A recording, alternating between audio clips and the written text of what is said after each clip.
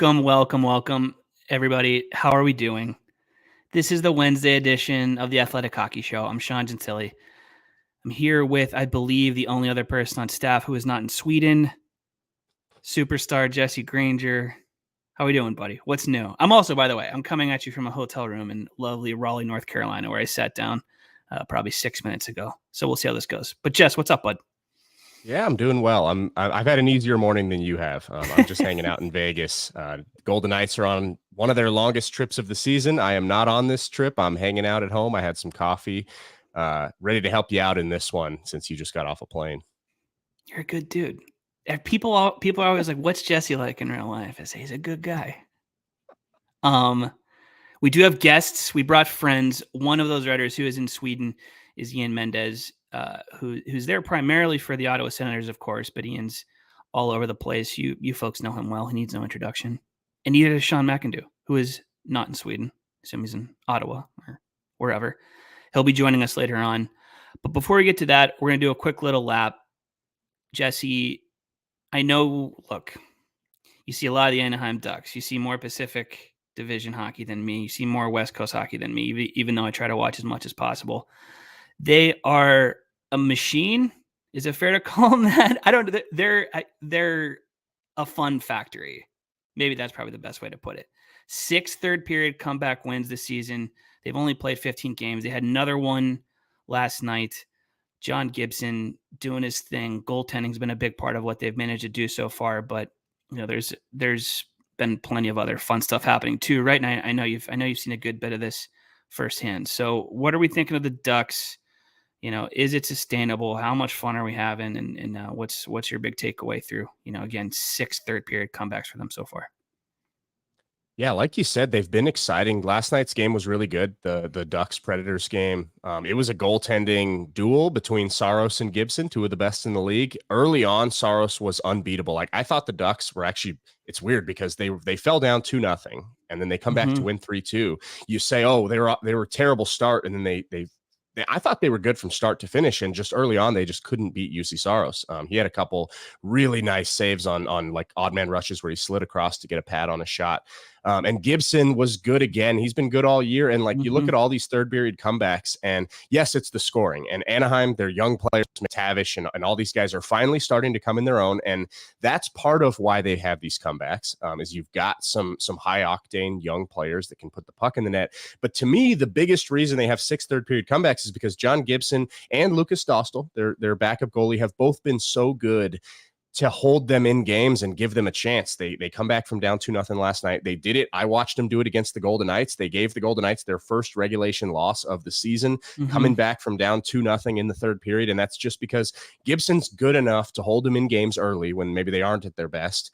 And then eventually those young kids get going, and maybe the youth in Anaheim is part of the reason they're so good late in games. They're wearing teams out with their speed, and they're able to get some goals late. I don't know how serious this team is in terms of like being a contender, but they're for sure better than we thought they were going to be. And obviously last year it was a disaster in Anaheim. So they had nowhere to go but up, but they're playing more structured. Cronin has them playing more structured, and it's helping the goalies back there, and they have really good ones. So they've looked good. I like Anaheim a lot. I think John Gibson's having the kind of season that we all wanted him to have, and the kind of season he frankly needed to have, right? He's got the rep as an elite goaltender. He's certainly done it in the past. He's paid like an elite goaltender. I think what we're seeing from him is a return to form that was definitely necessary from coming into the season. And look, Pittsburgh legend, Johnny Gibson, Whitehall, Pennsylvania. My aunt taught him in elementary school. Like, nobody's rooting harder for that kid than me, right? But he needed to have a good run here. He's, I think, 6th in the league in goals saved above expected. Dostal is in the discussion there too. They're both above water there. So yeah, it begins and ends for Anaheim with goaltending, which is fine. It counts and it's fun. Like we're still at that point in the season, I think, where we don't need to worry just how sustainable this is. Right? Let's enjoy the ride. Let's watch some fun hockey and watch some surprise teams and take what we can from it. Right? The time to pop the balloons will be a little bit later. Okay, next, what we have to hit on: Sidney Crosby, another Pittsburgh legend for a different reason. Hat trick for the Penguins last night. They've put together 5 straight wins. I think the dam's broken for them in a pretty real way, and I'm not surprised to see that it happened. There was the start of the season was ugly for them, but they were also doing a lot of positive things at 5-on-5. The process was there.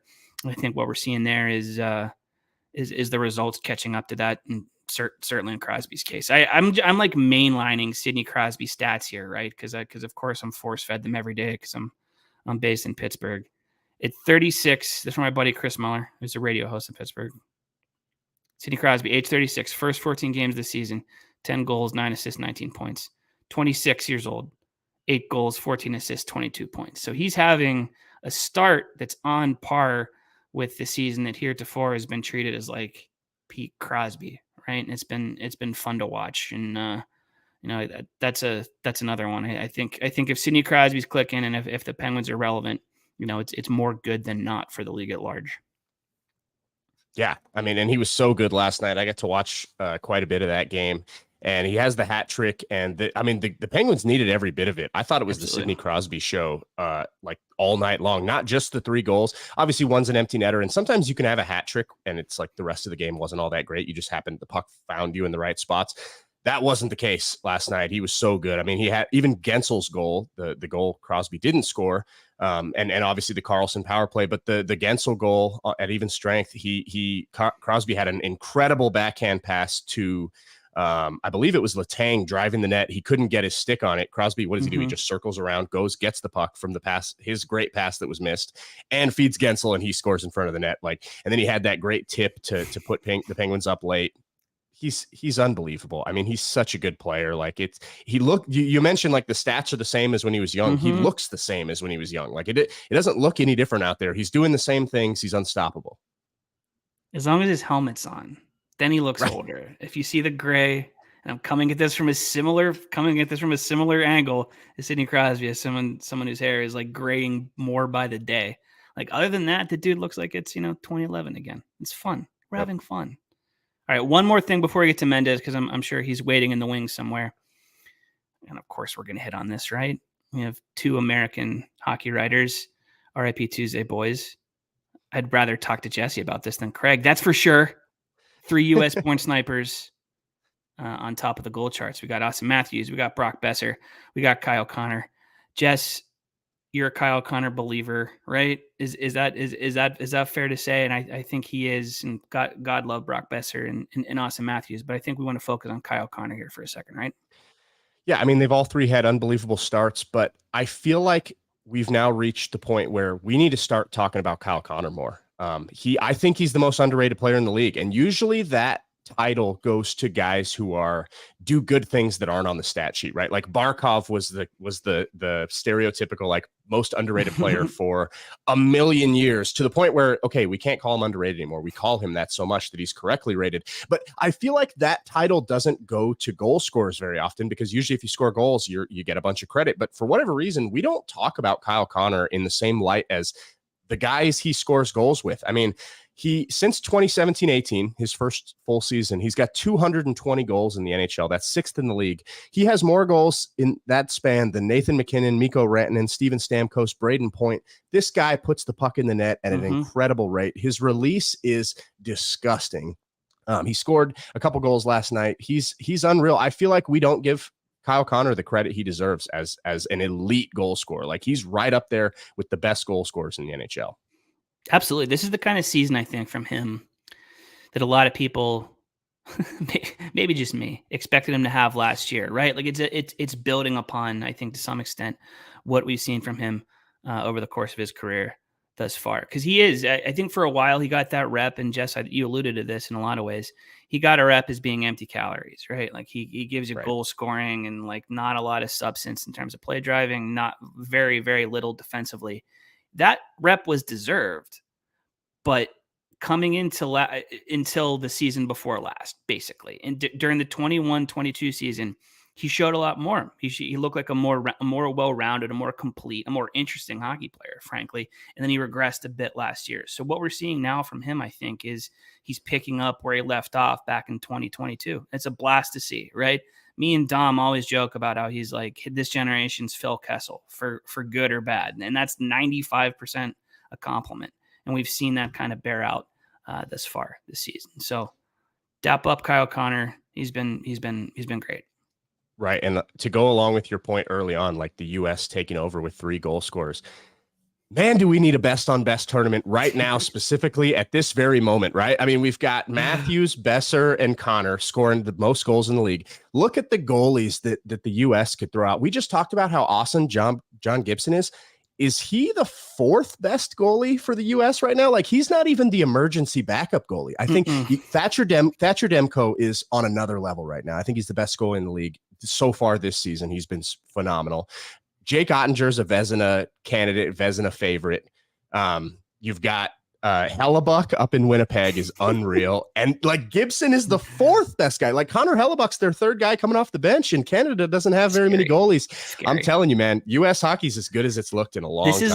This is like once every month we got to just wind it up and start talking about the need for a best on best tournament. Like it's fail proof. It's evergreen stuff because it's true. It needs to happen. And whenever there is a best on best tournament, it's going to be me and you and Max Boltman and a couple other folks versus a squad led by the gentleman we're about to bring in right now. It's our buddy Ian Mendes, who is live in Sweden. He's live in Sweden. Right there he is. Live in Sweden. 8:41. I was just about to say, bud, you're gonna have to tell me what time it is because I don't think I can do that level of math at this point. 8:41 in Sweden. Ian Mendes, how we doing? 8:41. It's been, and this is not an exaggeration. It's been dark here for 5 hours. It was about 3:30. The sun sets. Is it gonna like? Yeah. Okay. So I guess theoretically we're closing in on like the actual winter solstice, right? So it's gonna, and you're there for God knows how long. 7 days, 5 days. How long are you there? Yeah, six days in total. Yeah. So it's only going to continue getting worse. It's going to get darker earlier and earlier. So by the time you leave, dude, it's going to be like dark when you're eating lunch. Yikes. It's wild. And you know what? And I think, in talking to some, like I talked to John Tavares last night, Brady Tkachuk today, the jet lag, it's a real factor. Like guys are waking up at 3 a.m. and they're wide awake and they're having a hard time going back to bed. So I'm curious what this first game is going to look like. Detroit and Ottawa on Thursday, 2 teams, Eastern time zone. It's a 6-hour difference. You've only really had 2 days to acclimate to this, and you're playing the game here 8 p.m. local time. So it's going to be really interesting on Thursday. Totally. And you're there. You got there yesterday, is that right? I got there yesterday. Okay. Yeah. So you have a few days to adjust to what's going on, at least, and you have a few days to hang out. I know you were at the Borja Salming premiere, right, of the documentary about him. I guess that was yesterday. Let's go through that because it seemed like it was quite a scene. Yeah, it's pretty cool. Like, and what's funny is that there was a whole bunch of celebrities that I had no idea who they were, but all the Swedish media, we're talking about 30 television cameras, they're clamoring over them. They're shooting still photos of them, videos, interviews. And later on, like I asked Eric Brandstrom today about it, and he was like, these are the biggest stars in Sweden.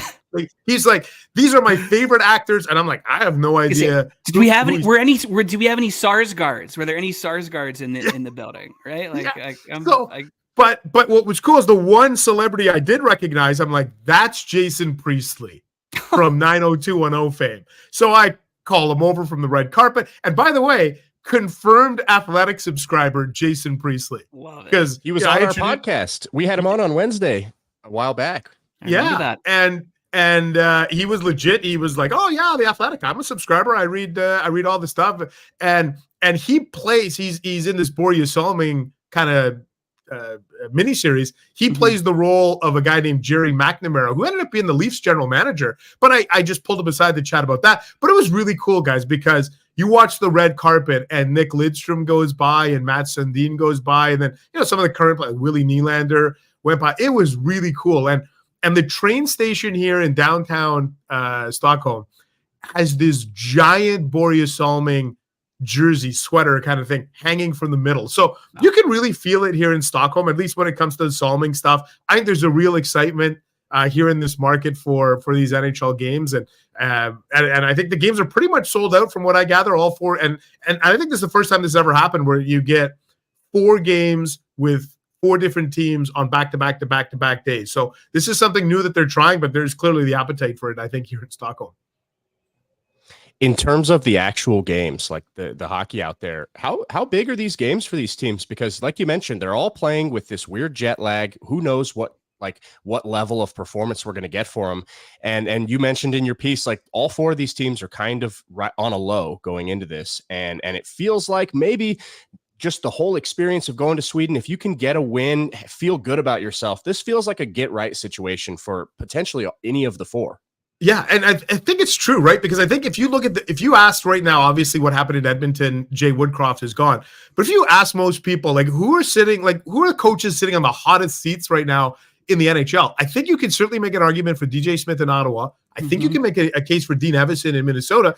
And I think Sheldon Keefe is okay, but things aren't going great in Toronto, right? Like they just seem pretty mid for a team that's been a legit Stanley Cup contender, or at least played at 100, 110 point pace the last few years. So those 3 teams are all coming in here, I think, with some degree of baggage or pressure.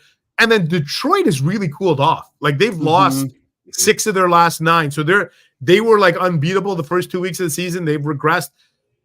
I think, you know what, the classic outcome is that everybody splits these games and you leave Sweden, you're like, I didn't really learn anything about these teams. But I'll tell you, I think every team, and I put Ottawa and Minnesota at the top, and I put Toronto and Detroit in terms of like who's got the most pressure on them. I almost think Minnesota and Ottawa are neck and neck, Toronto a smidge behind, and then Detroit, but they're all feeling some degree of pressure here in these 4 games. And I think that's why, I don't know where you guys come down on this one, but I think if it were up to me, if I was a player, I'd rather start the season in October here, because, you get like a training camp and you get 4 or 5, it's like a quasi training camp. When you come here in the middle of the season, like these games matter. Like there's pressure to it. You can't just, have some fun and if we lose 2, it's okay. It's only the first 2 games of the season. There's some pressure. I think I'd rather come in October and do this than in the middle of November. Minnesota is a tough watch right now. I don't know if you got how much of them you've caught, you two over the last couple of weeks. They're brutal. And look, this is never, to some extent, that's to be expected. Like, right, the Wild aren't known as, a franchise that has high-flying offensive hockey or a ton of talent, whatever. But things were, supposed to be a little bit different, because of, I know Matt Boldy's hurt, but because of this influx of talent that they've had, and just in general, the expectations were so much higher. They are painful watch right now. Yeah, it's and we have both Mike Russo and Joe Smith here. I actually got to take Russo and I decided we took the subway to the arena today. So it was we didn't get lost. We navigated the Stockholm train system flawlessly. But just in talking to him, you can sense that there's a ton of pressure on Minnesota, because the way I look at it too, like I don't like, even if everything goes well for them, they're not in the Vegas and whoever else you want to put in that stratosphere, Dallas or whoever else, Colorado, whoever you think is in that stratosphere. Minnesota's not there. So there's an argument to be made that, instead of fighting and clawing and just trying to get into a wild card spot, you can make an argument that, having a bad quote unquote off year isn't the worst thing for them. But that's a market that, like Russo was telling me, like they've only, they've won 2 playoff rounds in 20 years. And they were in back-to-back years, and I think he said 14 and 15. So they're just a little bit better than Buffalo. They've obviously gotten to the playoffs in Minnesota, but they haven't really done anything there. in 20 years. Nope. So you got a hockey mad market, a smart hockey market.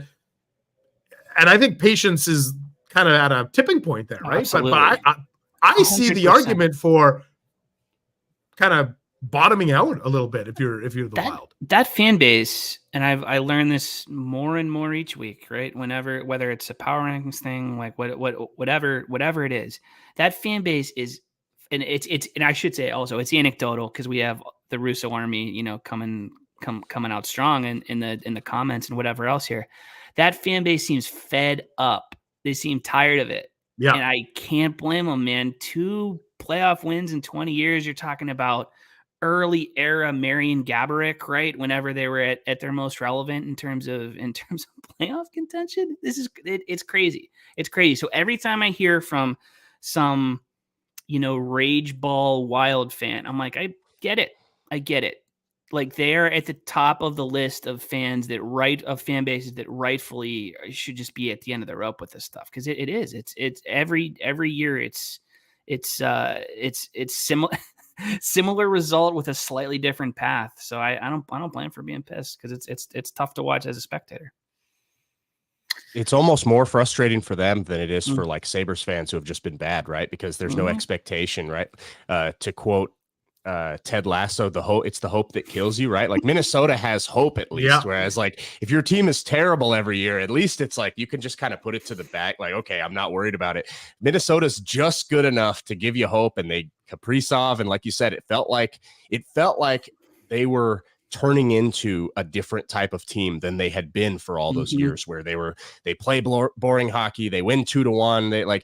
It seemed like, based on personnel and the way they played last year, they were finally breaking out of that, and they were a team that actually does have the potential to play with the elite teams. And the goaltending was so good last year with Gustafsson, and it just felt like they were going in the right direction. And obviously it's only not even a quarter of the season. They still have plenty of time to turn things around, but it has not been at all what we expected. And they still don't have a center. They still don't have a center. Like that's it. It's been going on for 2 decades. It's right? crazy. They need 1 center. They need 2 centers. That's always their thing. Don't they kind of remind you a little bit of Calgary in terms of like, you just don't know where the program's going, and they're just they're stuck in that middle spot where you can make a case that if everything goes right for them, they're a playoff team. But even when they're a playoff team, they're not a heavyweight, and you're just caught in an awkward spot with Calgary. I think it's the same thing. It's been like 20-ish years, right? The end result for them is that they're like a mid-table team, but the way they get there, the level of volatility that they bring on a week to week, this goes back a couple years. Last year was unbelievable. The roller coaster that team was on over the course of the entire season, right? They would go 2 weeks and look like they were maybe top 3 team in the league. And then they would spend the next 10 days looking like, you know, they were on the wrong side of the playoff bubble. It's wild, and it's just carried over. And I mean, we're getting more bad than good from them so far, for sure. Yeah, no, it is remarkable, and that's why I think these games are going to be really interesting, because they're in November, and we're reaching that the classic American Thanksgiving benchmark, right? Like we're getting there, and we're going to get some answers on these teams, I think, in Minnesota and Ottawa in particular here this week. Definitely. Got to ask about Ottawa. I know you and I talked for whatever reason at the start of the season about the DJ Smith situation. Yeah. This was, you know, it was coaching hot seat stuff, right? So I just, you know, reached out to you, of course, because you on a day-to-day basis pretty closely cover the team who had the guy that was at the top of the odds list there. Ironically, here we are in Sweden, which is when you told me like this is the kind of the dividing line. If they were going to make a change, this is when it would make sense to do it. Obviously, we know what happened with Pierre Dorian. Somewhat unexpectedly gets the gate, but beforehand. But over the last, you know, I don't know, over the last week, 10 days, as we're coming into this trip, like what is the status here? Have things changed? I know it seemed about as bad as it could get whenever Brady's, you know, he's mad at the fans and this and that. That's 2 weeks in the rear view now. Has anything changed? Are they in a better spot, a worse spot? Where are we going with this? Well, they're exactly in that awkward spot. They're 6-7. And I think the 15 game mark is a good time to take a stock of what this team is. So at the end of these 2 games in Sweden, they'll have played 15 games. Now, best case scenario, guys, they're going to be 8-7. And you could make an argument, okay, 8-7, you're still pretty average, but at least 8-7 is better than 6-9 or 7-8 or whatever. But the thing everybody's looking at is when they come home from Sweden, they have 6 days off, like kind of 6 days between games. Like they play Saturday here in Stockholm against Minnesota, then they don't play again until Friday night at home against the Islanders. And people are saying, if you're going to make a change, that's the time to do it. So I think there is pressure, though. There's pressure on the Senators to win. They've all backed. Look, Steve Stamkos and Brady Tkachuk and Claude Giroux, everybody whose voice matters has all either, and this isn't just publicly backing, this is privately as well, backing the coach. But at some point, you got to win. And I almost think that this is on the players now. Like you came out with some strong statements about we're going to win. We don't want to hear the noise about the coach. Okay, fine. You don't want to hear the noise, but the fans are tired of the losing. And you got to back it up. And I think these 2 games in Sweden, if they back it up and they back up DJ Smith, I think he stays and there's no problems. If they lose these 2 games, then I think it's open to interpretation of what they want their season to be. I love what you wrote about Brady and Tkachuk too, by the way. That seemed like one that you'd worked on for a little bit, just a feature on, how he's kind of woven himself into the city of Ottawa and what his plans are moving forward. I thought that was really well done. How long was that in the works? Right? Like, was that one you've been working on a while? Irony of ironies was, Tkachuk makes those comments about the fans in Ottawa, and 3 days earlier, 4 days earlier, I had sat down with him and his wife, and I just love this city, and so the timing was funny to me because he had really opened up about how much he loves Ottawa. And that was, to me, that was one of those heat of the moment situations where he just, he said some things. He probably would have a take back. He would, but I hope that my piece at least gave a little bit of context and perspective on what he probably really feels like about Ottawa. But yeah, the timing was pretty funny there. What are the dinner plans? Because we're gonna let you. We're gonna release you here. Are you going somewhere? Yeah, you know what? I don't know. Weird? It's 9 o'clock now. I'm feeling zonked here, and I know all the other guys, all the other writers are all kind of in the same boat where we're all just kind of feeling weird. We've all been here for like a day and a half, 2 days or whatever. So I don't know. Yeah, last night it was just me and Chris Johnston in the lobby bar having hamburgers in Sweden. So I'd love to tell you that we had reindeer or meatballs or something Swedish, but not yet. But yeah, at some point in the next couple of days, I think we're all going to try to get out and have a drink. I don't know if it'll be tonight though. It's the glamorous life of overseas business travel where you just end up hanging out in a hotel bar and hanging out in a Marriott. Well, enjoy it. Yeah, listen, thanks for allowing me to be on the Wednesday edition of the Athletic Hockey Show, guys. You're welcome. This is great. The pleasure. Yeah. The pleasure is ours. Come back anytime. Thanks. Ian. All right, have a good one, guys. Later, buddy. McIndoe is ready. We got TGB in the building. Is he there? Hi. I'm here. Hi. Hello. What's up, other Sean? Dude, I had ultimate. Say hi to Jesse too. Miscellaneous, not Sean. I had live, not from Sweden. No. Ultimate other Sean moment over the weekend. I was going to text you about it, then I realized I could just tell it to you for content on the show. I met Max Boltman's wedding in Detroit. Okay. Ken Daniels comes up to me. Legendary voice of the Red Wings, right? I sincerely love the Red Wings game call. He's been doing it forever, just like one of the best. Comes up to me, knows who I am, knows like he's like, oh, like Sean Gentille, like good to meet you, like, and he starts rattling off, stuff that I've done that he's liked for whatever reason. So he's clearly, I don't know why, but he enjoys my work. We go at it for 30 seconds as far as that's concerned. But then it just turned into McIndoe Love Fest, baby. He was like, you know who I really like? Is that Sean McIndoe? You guys are so funny, but man, he's just like top of the charts. I'm like, yeah, he's people assume that all Seans know each other. And the weird thing is we do. They're 100% correct. Mm-hmm. But it's good to know. What's really special is when people can catch us like walking next to each other, like at the draft. Yeah. They shout down from their hotel rooms, "Hey, hello." Two Seans. It's often fun because you can see the exact moment in their face where they realize that we're actually two different people. The one has a beard. Yeah, they're like, it's not the same. I'm a huge fan of you two collectively, but now that I realize I don't know, maybe. Are you done? Are you done writing stuff about Hall of Fame weekend? Let's start there. Yeah. The amount of stuff that you've churned out over the last week. I did the wild.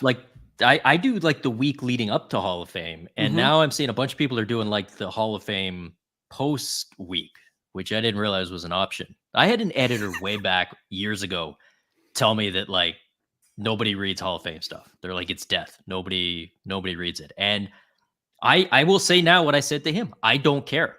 It's just way too much fun it's all the things I love. It's history, it's hockey, and it's annoying the worst people on the planet by telling them that like the third line winger on their favorite team is not actually going to be in the Hall of Fame, even though he did finish 17th in Selke voting that one time. Who are we talking about specifically here? Don't talk about Henrik Zetterberg that way, dude. It's, when people like see us and they're like, oh, you guys are different. That's me with Henrik Zetterberg and Patrick Elias. Just the two of them, like you mush them together, you got a Hall of Famer. But you truly are. You've led the crusade against Patrick Elias. I feel like you and Wyshynski are going to have a knife fight over this. He's going to hunt me down. I've been against Elias. I've been against Zetterberg. And the one that really gets me is I'm now like one of the anti Rod Brind'Amour people.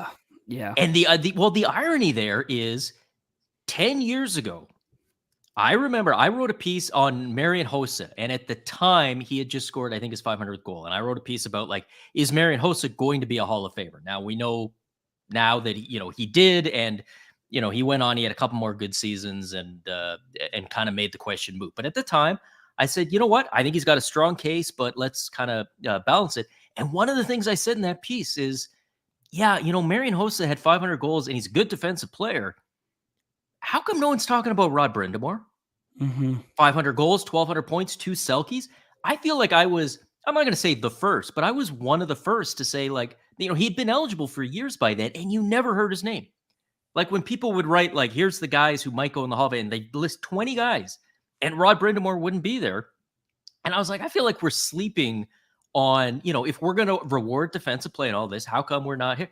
And slowly but surely from there, it built up to the point where now you've got people who are like, it's an outrage that Rod Brind'Amour is not. And I'm like, well, hold on. So I don't know if this is a Frankenstein's monster thing, or if I just went like full WWE heel turn on the Rod Brind'Amour Hall of Fame candidacy. But I feel like I had a small hand in starting this little snowball rolling down the hill. And now I'm like trying to warn the villagers that it's the avalanche is coming. Right. You started the Brind'Amour Hall of Fame bandwagon and then realized it was moving way too fast and just jumped off. Exactly. I mean, I'm saying two things, and both of these things are true. Rod Brind'Amour should not be in the Hall of Fame. And if he does make the Hall of Fame, he better thank me in his speech, because I will take full credit for being the reason he's there. I think he's going to get in now. Like I've fully pivoted. The coaching helps, right? Like it's not supposed to, but it does. Like anything that keeps you front and center, keeps you well regarded. Not anything that keeps you front and center, but anything that positive that keeps you front and center and well regarded is going to help. I think he's got a better than average. Even though, like, if Eric was here, he'd be like, hey, you're not allowed to consider the playing career and the post playing career. But people do. I think Keith Tkachuk's odds are getting better. The better his kids do, because we get all these like fun dad shots in the crowd. 1,000%. Yeah. We had this discussion when I think you and I did when we were doing the mock induction exercise, like 6 months ago or 9 months ago. From year to year, the regard that our group of 15 people or however many it is, like he leveled up with us. Right? Like you have people talking about, which is like time out. And I'm not even saying he should or shouldn't be in, with any real degree of certitude, but something has happened over the last year or two with Tkachuk where it's just like, and there's no other way to look at it and say that, Matthews out there getting shouted out by Charles Barkley and Brady's doing the the funny little brother, beers in the pocket stuff over the last couple years, and that's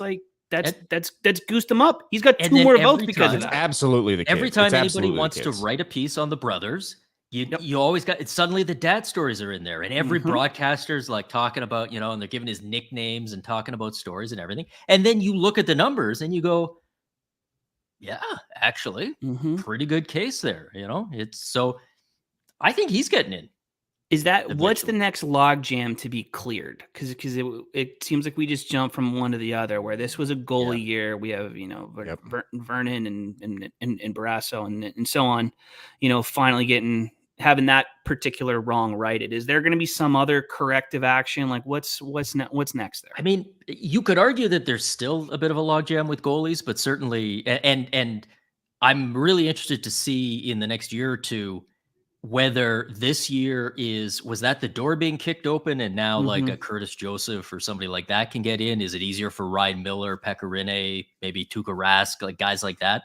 Or was this like the committee going, okay, here's your one for the decade, and now we're going to go back to being super weird on goalies? I mean, the log jams really are, depending on how this year goes, we might be looking at a Russian log jam.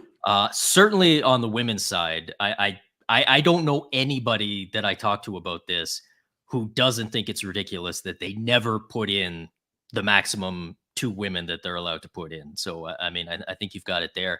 The other one for me, and you guys can tell me what you think on this. Do you find it weird how rare it is for coaches to get into the Hall of Fame? I mean, we just had Ken Hitchcock go in, so maybe, it's the wrong time but man, there are some good coaches that just, it feels to me like in other sports that the coaches, the really well-regarded coaches, managers in baseball tend to get in more often. Whereas in hockey, you got guys that just, unless you're right at the very, very top with a bunch of cup rings and wins and all that, I don't know. It's because none of them stay retired. None of them stay retired long enough to make it on the ballot, right? Like Hitchcock could have been in 15 years ago, but then he hung around so long that we've had players as Hall of Famers get in. We've got we've had GMs who were active.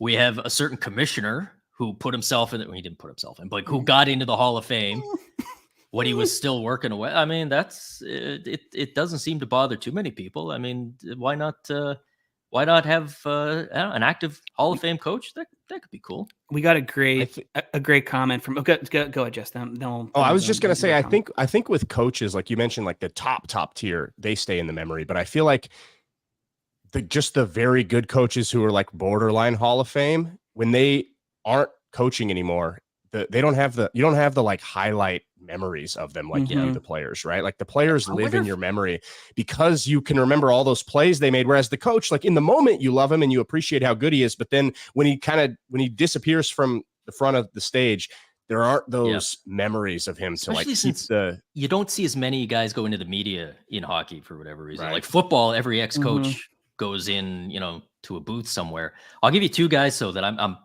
banging the drum on as Hall of Fame coaches in the builder category that I do have like memorable moments of. One that I think he's got the resume, but not the personality, is Mike Keenan.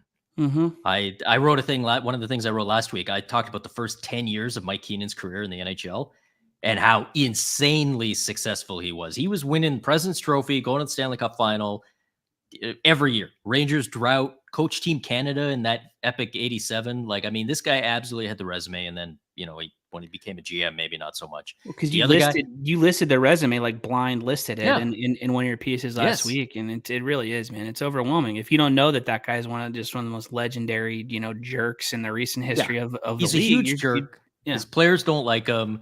A couple of them do, but a lot of them don't. He was a terrible GM. So you've got all these, and that like helps, right? When you have a fan base that's like, put this guy in. I mean, you put Mike Keenan in there, like Vancouver fans are going to be like, no, get him out. Yep. So the other guy, Jacques Demers. Jacques Demers, the only guy to win back-to-back Coach of the Year and the last guy to win a Stanley Cup in Montreal and in Canada. A guy who had a ton of success, took some pretty bad Detroit teams to a higher level. I'd love to see him get into. That's a good call. We got a really good comment from Adrian E, by the way, that just came through on StreamYard. They're bringing up the 2003 draft which is we are fast approaching that point as the next kind of The greatest draft the ever. next bottleneck. Because those guys are how old. many- Those guys are old or Okay, but done. is it going to be a bottleneck, or are we going to look back? Question. That's my question for you. Like Yeah. is that great as that draft was? Like, how many Hall of Famers are we talking about here? Like, we're going to have Patrice Bergeron's getting in Mhm. 3 years. Shea Weber probably gets in this year. I think is his first year. Or, sorry, next summer. So he's the Mhm. next class. He gets in. I think Marc-Andre Fleury at this point is a lock. He's in. From there, for the greatest draft ever, it's like a who's who of Hall of Fame borderline cases. Corey Perry. Yep. Ryan Getzlaf. Those two. Joe Pavelski, way deep in Carter. that draft. Eric Stahl, right? Like, I mean, just all of these guys who are right around, you know, you wouldn't, Ryan Suter, you wouldn't hate it if they got in Brent Burns, but you also would be kind of like, you know, who there is. And I know there's people who would say even like Fleury and Shea Weber shouldn't be a slam dunk. I think at this point, I don't think there's anyone left on Patrice Bergeron, you know, trying to argue, like, even if you're small hall. But I mean, for when you consider the other drafts that get called greatest ever, where you look back, like, you know, the double cohort in the 70s and that, where there's like 4, 5, 6, like top tier Hall of Fame guys in them, it's going to be a weird one. Corey Crawford's an interesting case because I guarantee you he's is he in my Hall of Fame? No, but I think he's going to have that's a dude that 10 years from now we're going to have, or 15 years from now, we're going to have the exact same conversation that we just had about Mike Vernon in the conversations we've had about Chris Osgood over the years. We're just going to repeat that with Corey Crawford. And there's going to be a weak year where there's like not a lot of slam dunk first year eligibles. And people are like, yeah, sure. But put him in there. Can you imagine if he gets in before Chris Osgood? Dude. And that fires, that Red Wings Blackhawks old school Norris rivalry just fires right back up again. That'd be a beautiful thing. Or Cujo. Or Cujo too. Cujo should be in. He should be in. Cujo was at 450 wins. He didn't win a cup, but he was in the conversation, best goalie in the league, and you know, didn't win Vezinas, but he was in the Broder, Waugh, Eddie Belfour era. Hasek. Hasek. The end of Hasek, yeah. So he absolutely, and you know, I'm saying that partly as a Toronto fan because he came in and single-handedly turned that team around, but even before then, like his Edmonton years, St. Louis years, he almost single-handedly got the Blues into the conference final in '93. We all remember the save against the Stars in Game 7 overtime. Guys, that guy to me is a Hall of Famer. I would have had him in ahead of certainly Vernon, probably Barrasso, not Lundqvist, but you know, I think he should be there too. Well, the world was so much smaller when he played. But I was still, as a little kid, as like a middle school kid in Pittsburgh, without, you know, whatever. When I was 10, I knew how good Curtis Joseph was, and there wasn't internet. There was no like connectivity that we see where we're just like bombarded with, you know, pro and con arguments. Guy. I cool knew that mask, cool nickname, right? The mask and the nickname, makes him a legend. I knew that dude was good because I watched SportsCenter every night, and I saw his ass on it night after night after night in the top 10 or whatever. And there is some kind of like intangible quality to that, especially when you're talking about, you know, guys from the 90s or earlier, where you're like, yeah, you know what, the guy was cool, he was famous, he was on ESPN in the States or whatever. Like, put him in. There's no worse argument than I know a Hall of Famer when I see one, but you do. And Curtis Joseph back then was like, you know, Alexander McGillney, guys like that. You're like, yeah, 100%. Watch that guy. He's probably gonna be in the Hall of Fame someday. If you were in 5th grade and terrified of your team running into a goaltender, I feel like you should put the guy in. I think that's a good rule. I love it. That's the guy. I can't wait. Ron Hextall, who terrified me for a different reason, but could also get he's terrified me on so many different fronts over the years. Let me tell you, my friend. Yeah. Dude, did you invent something else, by the way, last week? We're talking about what is like I haven't even read it yet. Red Arrow Index. Red Arrow Index. Yeah, this is it's a super complicated new analytical tool that I came up with that is basically just how many red arrows does a team have on their cap friendly page, and of course the red arrow being when the contract is too long to fit on the page, and so it's like the little, you know, you got to keep scrolling. how many times does it show up? And I just wanted to know, like, and it was very interesting to me because it's not something where having a high score or a low score is better or worse, or it's kind of the context. But like, it really surprised me that Vegas is one of 3 teams that has no red arrows. Seattle and Arizona being the other 2. Seattle, Arizona, I would have guessed. Vegas, no way. They've had them in the past, but not any. And yeah, I won't even give it away. But I was trying to figure out as I was doing this who was going to have the most. And I found 6 red arrows on the Tampa Bay Lightning page, which is pretty ridiculous considering it doesn't even include any of their bit. Like, it's not Kucherov, not Vasilevsky, not Hedman. It's Nick Paul and guys like that. But then I was like, you know what? Hey, man, 2 Stanley Cups, flags fly forever. That earns you some loyalty. And then I found that there's one team that's even ahead of them. And I'm not going to spoil it for people, but check out there. It's worth the payoff to find out which team has got even more. I'm not going to spoil it either, but I'm going to say that I learned this about this particular team when we were writing season previews and had forgotten it. Yeah. So when I scrolled down, it like shocked me anew. I gasped and all my for comments a second time are people about this. It's all my comments are people like, I can't believe it. And then like, I'm a fan of the team. I absolutely knew it was going to be us. We're well aware. Thank you. Thanks, buddy. This was good. I'm in Raleigh, by the way, right now. So I'm gonna talk to Rod tomorrow, and whatever. Let him know. I'm let him know. I'm let him know the good part of that story. Yeah, I'm the guy he has to thank, and tell him not to Google his name and my name together at all. Just wait until you get inducted in a couple years, and then thank the right people. But I mean, I'd be fine if he's mad at me. He seems like a chill guy. Like, I don't think it. I can't wait till Brind'Amour gets up to the podium and thanks the good Sean from the Athletic. Thanks Sean Gentille or whichever one it was. I don't know. Thanks, buddy. All right, guys. Thanks. Jess, we're almost done. How about this? I love talking to him because he's the greatest. He is such a historian. I learn so much about hockey every time I talk to McIndoe. He's great. Love him. All right, we got one more segment here. We're going to run through some final thoughts on stuff. Okay. We're having the 3-on-3 discussion. We're at that point in the calendar here. That's what we're doing. Yeah, the GMs talked about it again. So, I mean, if they're talking about it, we should probably be talking about it. I don't hate the idea of the over and back. Like, what do you like? I think getting rid of offsides altogether doesn't fix much because these guys we're not having plays disrupted because they're offsides. I don't think it's gonna, and you aren't gonna see cherry picking where a guy's just hanging out down on the other end because there's no offside. I don't mind the over and back, and I think there could be some benefits to it that you can't just reload and reset every time. What do you think? Dude, every year going whatever, this is, I will say, year 3 since it's really started, since the quality of play in OT has really started to nosedive. Every time we start a new schedule, I'm like, how much worse can it get? And like, they find new ways. It is completely unwatchable. I'm in favor of anything that counts as like a meaningful change. I'm also of the mindset, and this is something that McIndoe specifically and I have talked about in a lot of different capacities, including like the rules court posts that we do every now and then. Do whatever you want to overtime. I don't care. It doesn't matter. Over and back, shot clock, like do a bidding system where one coach says I can score a goal or my team can score a goal in 3, like whatever, which is something somebody actually suggested to us.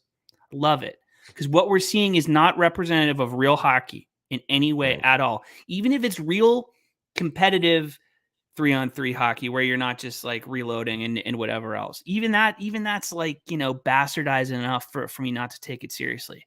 So figure it out. I don't care what it is. Bells, clocks, buzzers, like whatever. Do something else, because this sucks ass to watch. It's awful.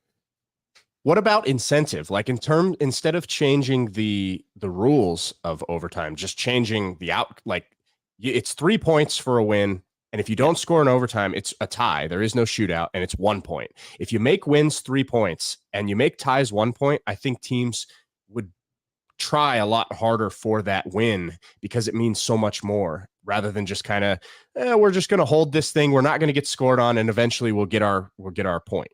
Dude, I would rather just go to the shootout after the third period of a tied game at this point. Like it's pointless. It's a waste of everybody's time, including the dudes on the ice. So change whatever you can, because what we're seeing right now is painful.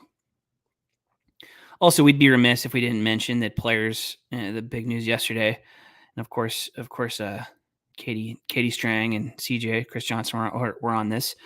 Players from Hockey Canada's 2018 World Junior Team have appealed a ruling from an independent adjudicative panel that was launched to investigate and determine national team sanctions. Okay, so I had to read that just like verbatim because it's a mouthful, right? The upshot here is that a ruling has been made, but because of the appeal, Team Canada can't share the results of the findings. So we're in a holding pattern there. You just cross your fingers and hope that we get some kind of resolution, that the victim gets some kind of resolution, and that we're in a better spot a month from now with this than we are currently. It's the same thing we've been saying for however long now. There's no end in sight. Yeah. Jess, is there any other? Can you find a fun note to leave on? How about this? Because that was like the worst possible thing to read at the end of the show. I don't want to leave on such a downer. What do you watch? Or what game are you watching tonight? I haven't looked at the schedule tonight, so that's gonna be tough. Okay. But I think that the Tage Thompson injury is not exactly an up note. But if you want to lift the mood from that, we can only go up. So let's talk about Tage Thompson being hurt and Alex Ovechkin being old. Which one sounds more fun to you, Ovi? I hate them both so much because if Alex Ovechkin's old, that means I'm old. This isn't right. I watched Ovechkin last night against the Golden Knights, and it was a good game for the Capitals. They win 3-0. Capitals were probably one of their better results of the season, and yet in a game where they were good and they had a ton of power play time because the Golden Knights had a 5-minute major at one point. They had, I think, 3 other 2-minute power plays. So you tell me, okay, Capitals win 3-0. They were great, and they were on the power play for a third of the game. Ovechkin had to have a good night, right? He was invisible. I did not notice Alex Ovechkin in the entire game, except for when there was an empty net and he had a chance to score and he fell down. It literally would have been a goal if he just wouldn't have fallen down skating on his own with nobody touching him. It's painful. Their power play, I look at the stats and I go, wow, Washington's power play is 7.9% on the season. There's no way that's accurate. There had to have been a mistake in the calculations. And then I watched them on a 5-minute power play because of a major. I don't think they had a dangerous opportunity in that 5 minutes or in the other 6 minutes of the other power plays. The Capitals power play is so bad right now. And it hasn't been this amazingly like high octane power play that passes it around. They basically have just given it to Ovi and he scores. And that's why it's been good for so long. And now suddenly he isn't. And the power play is terrible. So I don't know if it's too early to say, like, we've been saying Father Time's going to catch up to him forever, and it never did. And then now I feel like we finally flipped the page and said, okay, well, maybe he'll never get old and he'll just score forever. And now he is looking a little older. Like, do you think he's old? I've said this on our show, on the Thursday show. The end can come quick. We've seen it happen with elite players time and time again. It happened to guys. And even if you just limit the discussion to Hall of Fame, ultra elite players, it happens quick, man. Joe Sakic is the one that always comes to mind. He was high end, maybe not MVP caliber, but still putting up points by the bucket load. And then it was like, that was it. Gone. Yep.